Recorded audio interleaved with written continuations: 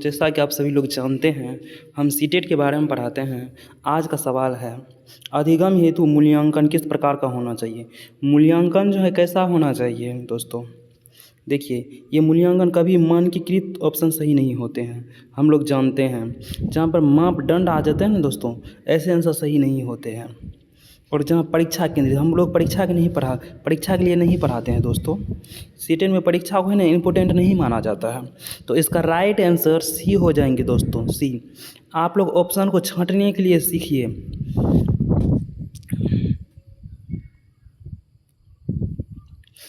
बच्चे किस तरह से प्रभावशाली ढंग से सीखते हैं। बच्चे जो है कैसे सीखते हैं, किसी भी चीज़ को बच्चे कैसे पढ़ते हैं, सीखते हैं, समझते हैं। देखिए, विषय वस्तु को रट कर कभी नहीं, रट कर याद करके बच्चे कभी नहीं सीखते हैं। बच्चे दंड और भय के डर से नहीं सीखते हैं। अगर हम बोलेंगे बच्चे को दंड देंगे, भय देंगे, क्योंकि बच्चा ना डर से कुछ पूछेगा ही नहीं। अगर उसको भय देंगे, तुम पढ़ के भी क्या करेगा, तुम तो फेल हो जाएगा। बच्चे डर से पढ़ेगा ही नहीं, इसलिए बच्चे को ना तो दंड देना ही भय देना है। अध्यापिका को निष्क्रिय रूप से सुनकर, मैम जो पढ़ाती है, अध्यापिका जो पढ़ाती है उसको निष्क्रिय रूप से सुनेंगे। यानी कि निष्क्रिय रूप से सुनने का अर्थ क्या होता है कि बच्चे पढ़ने में ध्यान नहीं देते हैं। तो ऐसे ऑप्शन गलत हो जाएंगे। इसका ऑप्शन नंबर बी सही हो जाएंगे दोस्तों, बी। अपने आसपास की वस्तुओं और व्यक्तियों से पारस्परिक द्वारा, यानी कि मिलजुल कर पढ़ते हैं। कोई वस्तु कैसे याद करेंगे दोस्तों, उसको जोड़ करके याद करेंगे, एकीकृत याद करके करेंगे दोस्तों, तभी हम अच्छा सीख पाएंगे। राशि ने बच्चे की अवधारणाओं के प्रति समझ का आकलन करने के लिए नई विधि का प्रयोग करती है। उसने बच्चे से कहा कि वे उत्तर देने के लिए जितना संभव हो सके अधिक से अधिक प्रश्न बनाएं। शिक्षण अधिगम गम का यह उपागम डैश कहलाता है। तो डैश है दोस्तों, तो क्या हो सकता है, देखिए, कंठस्थीकरण नहीं होगा दोस्तों। उपदेशात्मक हम लोग जानते हैं, बच्चे को हम लोग कभी भी आदेश नहीं दे सकते हैं। पाठ्य पुस्तक केंद्रित दोस्तों अच्छा नहीं माना जाता है दोस्तों, अच्छा माना जाता है बाल केंद्रित। देखिए, स्कूल किसके लिए बना है, तो बच्चा के लिए बना है। टीचर किस लिए पढ़ाते हैं, तो बच्चा के लिए पढ़ाते हैं। बुक किसके लिए है दोस्तों, तो बच्चे के लिए है। जो चीज़ है उसको है ना बच्चे के जैसा बनना ही पड़ेगा उसको दोस्तों। इसलिए बाल केंद्रित से बढ़ के इसमें कोई भी ऑप्शन ऐसा नहीं है। इसका राइट आंसर ए हो जाएंगे दोस्तों। एक अध्यापिका अपनी अधिगमकर्ताओं में किस प्रकार के लक्ष्यों को बढ़ावा देना चाहिए, कैसा करना चाहिए उसको दोस्तों। ऐसा में है ना, उसको बच्चे को महारत हासिल करने के लिए पढ़ाते हैं हम लोग। क्या दोस्तों, बच्चे महारत हासिल कर सके। इसका राइट आंसर ए है दोस्तों, महारत हासिल करने की दिशा में उन्मुख लक्ष्य, परिहार उन्मुख लक्ष्य, ये सब दोस्तों नहीं ऑप्शन होंगे। प्रदर्शन की दिशा में उन्मुख लक्ष्य दोस्तों, प्रदर्शन के लिए हम लोग नहीं पढ़ाते हैं बच्चे को। परिहार उन्मुख प्रदर्शन लग दोस्तों, ये सब नहीं होंगे ऑप्शन। इसका राइट ऑप्शन दोस्तों ए हो जाएंगे 34 नंबर का। विद्यार्थियों में निम्न में से किस कौशल को बढ़ावा नहीं देना चाहिए दोस्तों।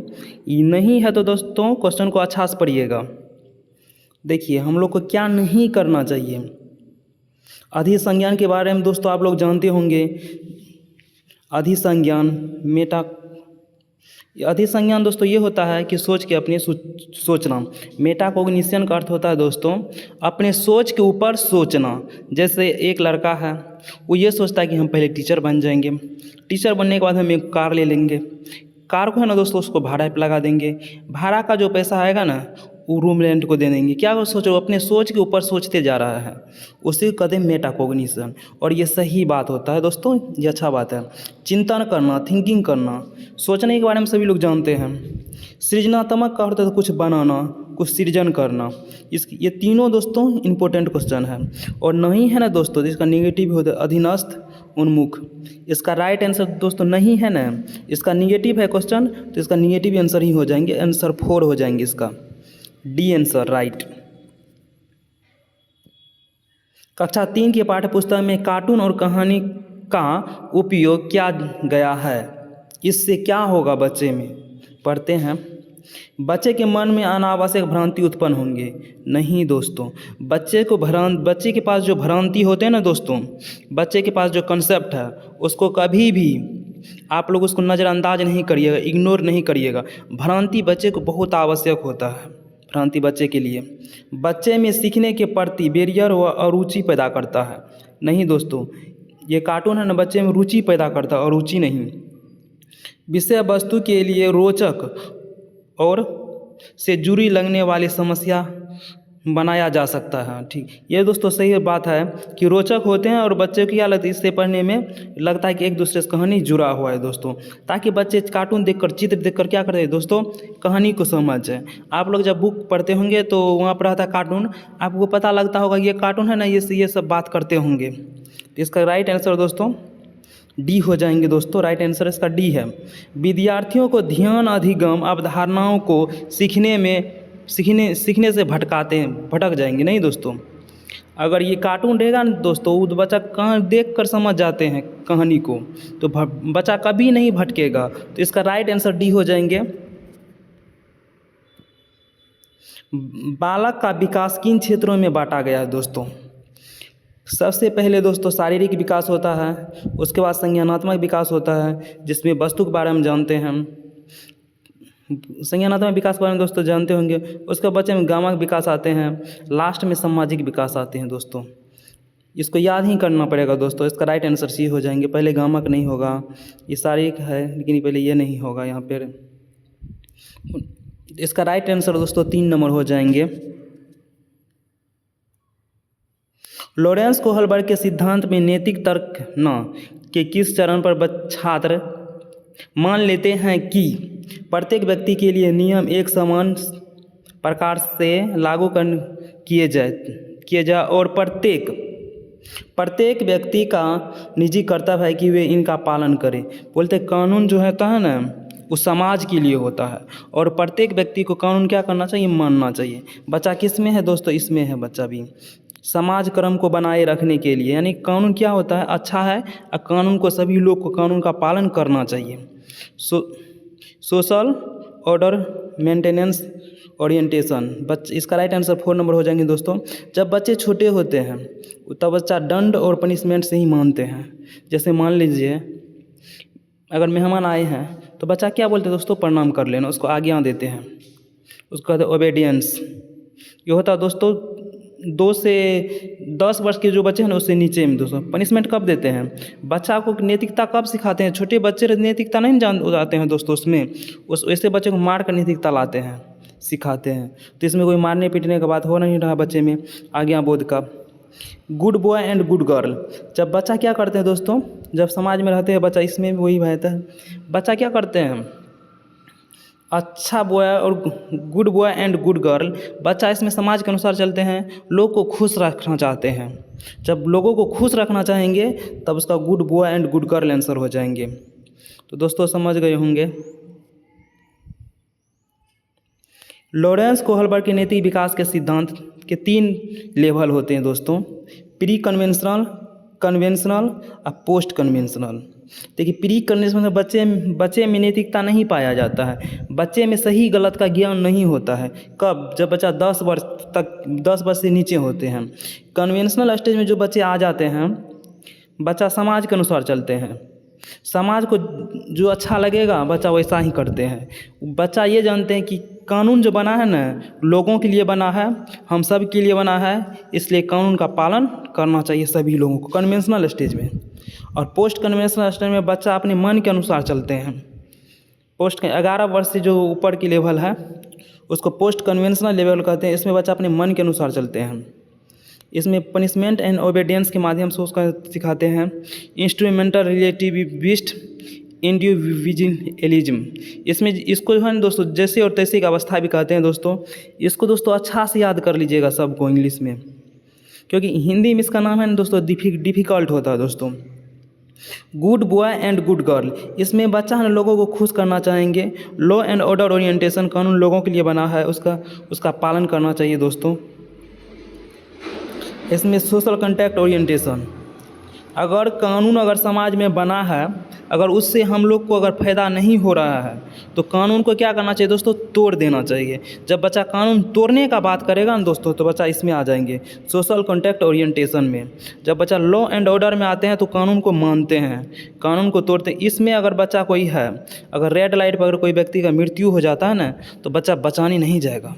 इसमें जब कोई बच्चा होगा लॉ एंड ऑर्डर ओरिएंटेशन में, और सोशल कॉन्टैक्ट ओरिएंटेशन में जब बच्चा आएगा तो बच्चा चाहे कि अगर कानून से अगर फ़ायदा नहीं होता है तो इस स्टेज में जो बच्चा हो कानून को पहले तोड़ देगा।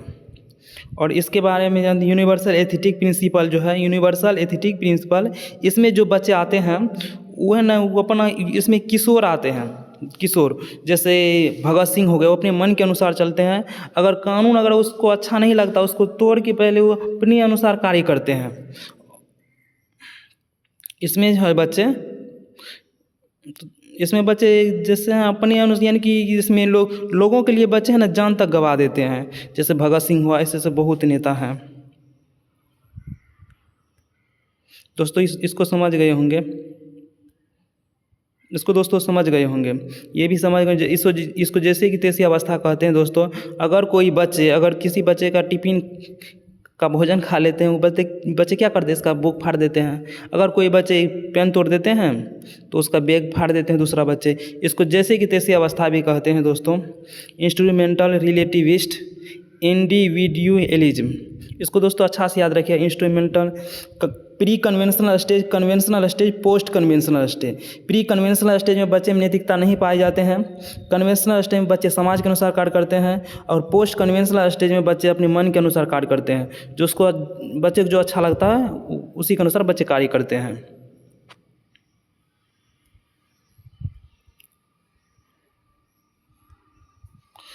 दोस्तों मूल्यांकन का उद्देश्य क्या होना चाहिए दोस्तों? मूल्यांकन का मुख्य उद्देश्य क्या है दोस्तों? पढ़ते हैं। विद्यार्थियों में प्रतिस्पर्धा की भावना पैदा करना। दोस्तों जहाँ भी विद्यार्थियों में प्रतिस्पर्धा का अर्थ होता है कंपटीशन, ऐसा हम दोस्तों नहीं कराएंगे, कभी नहीं करेंगे कंपटीशन। विद्यार्थियों में असफलता का डर पैदा करना। बच्चा में कभी भी असफलता का डर पैदा नहीं करेंगे कि बच्चा तुम नहीं पढ़ेगा तो फेल हो जाओगे, कभी नहीं करना। असफलता का डर बच्चे को कभी नहीं देना है। विद्यार्थियों को सफल और असफल के रूप में वर्गीकृत करना। बच्चे को कभी भी फेल और पास के रूप में हम लोग वर्गीकृत नहीं कर सकते हैं। वर्गीकृत ये ऑप्शन दोस्तों गलत हो जाएंगे। अधिगम प्रक्रिया में विद्यार्थी की प्रगति और चुनौतियों को समझना, इसका राइट आंसर दोस्तों डी हो जाएंगे। आप लोग दोस्तों को ऑप्शन को छांटने के लिए सीखिए, तभी आप सही ऑप्शन तक दोस्तों पहुंच सकते हैं। एक अध्यापक अक्सर कहता है कि लड़कियां नृत्य में कुशल होते हैं और लड़के विज्ञान में। देखिए ये दोस्तों है ना रूढ़िवादिता है। क्या पता कि लड़के नृत्य में निपुण नहीं होते हैं और लड़कियां भी विज्ञान में तेज होते हैं। तो एक तरह का रूढ़िवादिता है जिसको हम पुराने विचारधारा के लोग हैं ना मानते आ रहा है। उसको जेंडर रूढ़िवादिता कहते हैं। जेंडर स्टीरियोटाइप उसको कहते हैं दोस्तों। जेंडर स्टीरियोटाइप, जेंडर रूढ़िवादिता, इसका राइट आंसर बी हो जाएंगे दोस्तों। इसमें समयता का बात कोई नहीं हो रहा है, इसमें सशक्तिकरण का कोई, इसमें पक्षपात नहीं किया जा रहा है दोस्तों। इसका राइट आंसर इतना, क्योंकि कंसेप्ट लोग बना लिए हैं तो नृत्य तो सिर्फ लड़की ही अच्छा कर सकते हैं और विज्ञान में तो सिर्फ लड़के ही तेज होते हैं। क्या है ये लोगों का भ्रम है। हम बहुत जगह देखेंगे लड़का भी बहुत निपुण होता है डांस में, जैसे ऋतिक रोशन है, उसका ऋतिक रोशन हुआ, ऐसे अभी बहुत सारे अभिनेता हैं। और लड़कियां भी बहुत देखें जो विज्ञान में तेज होते हैं। ये क्या है? जेंडर रूढ़िवादिता है जिसको हम लोग मानते आ रहे हैं दोस्तों। तो समझ गए होंगे दोस्तों।